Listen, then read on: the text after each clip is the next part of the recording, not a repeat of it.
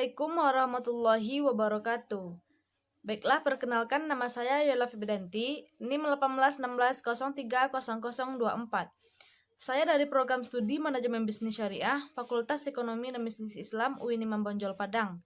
Di sini saya akan mempresentasikan sebuah jurnal yang ini dijadikan sebagai tugas pengganti dari ujian akhir semester mata kuliah Manajemen Sumber Daya Manusia yang kedua.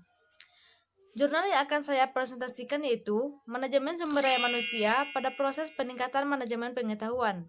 Jurnal ini ditulis oleh Didi Sundiman dari Departemen Manajemen Universitas Universal. Untuk background, penelitian ini mengeksplorasi bagaimana praktik SDM dalam meningkatkan operasional manajemen pengetahuan. Data dikumpulkan melalui survei dengan mewawancara 12 informan dari usaha kecil dan menengah. Hasil menunjukkan bahwa praktik SDM memberikan inisiatif pada manajemen pengetahuan dan strategi yang diterapkan pada perusahaan. Jadi dapat disimpulkan bahwa setiap subkomponen pada sumber daya manusia mempengaruhi dan memberikan efek positif terhadap manajemen kualitas dan sebaliknya di lingkungan kerja. Selanjutnya untuk research problem. Untuk menghadapi kompetisi di era baru dibandingkan dengan masa lalu, para manajer sumber daya manusia membutuhkan pengetahuan dan tujuan perubahan strategi dalam pengambilan keputusan. Pengetahuan sudah menjadi sesuatu yang menentukan kualitas sumber daya manusia. Oleh karena itu, akuisisi dan pemanfaatannya perlu dikelola dengan baik untuk meningkatkan kinerja organisasi. Langkah ini dipandang sebagai strategi dalam menghadapi persaingan global. Manajemen sumber daya manusia diyakini memiliki hubungan yang erat dengan proses membuat, menyimpan, mentransfer, dan menerapkan pengetahuan di dalam bagian perusahaan. Manajemen sumber daya manusia yang efektif dapat memberikan efisiensi di setiap bagian perusahaan. Selanjutnya yaitu untuk literatur review. Pengetahuan itu milik individu, tetapi dapat dimanfaatkan oleh perusahaan sambil memberikan pengembangan kepada individu itu. Dalam kondisi ini, kelangsungan hidup dan daya saing suatu perusahaan sangat ditentukan oleh aset tidak berwujud dari sumber daya manusia yang ada. Aset itu bisa berupa pengetahuan dan keterampilan.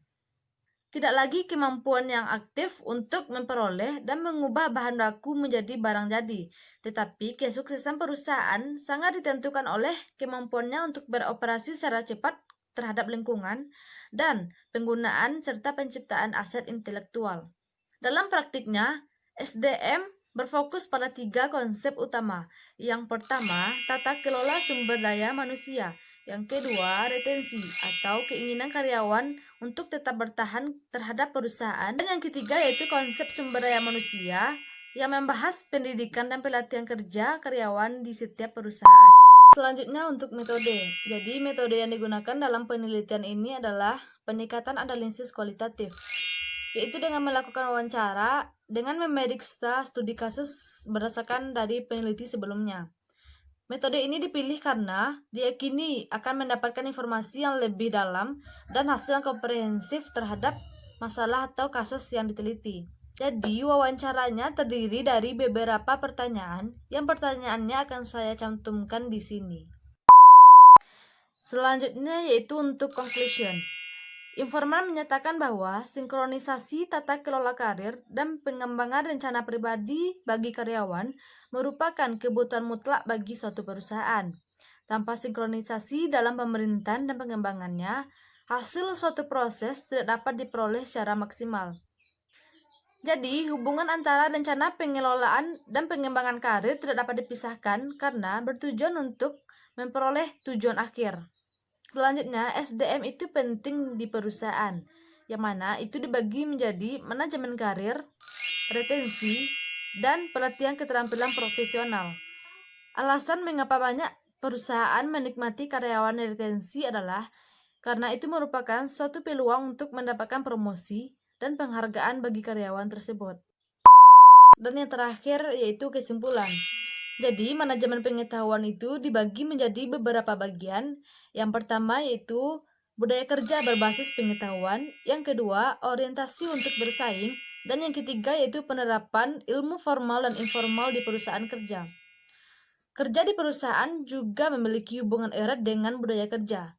Jika budaya kerja diciptakan oleh suatu perusahaan memberikan perkembangan positif bagi karyawan, maka karyawan akan merasa nyaman dan nyaman bekerja di perusahaan tersebut. Baiklah, sebelum ditutup, saya mengucapkan banyak terima kasih kepada dosen pembimbing, yaitu dosen Nila Mardia yang telah membimbing kami sejauh ini. Sekian presentasi dari saya, terlebih dan terkurangnya saya mohon maaf. Assalamualaikum warahmatullahi wabarakatuh.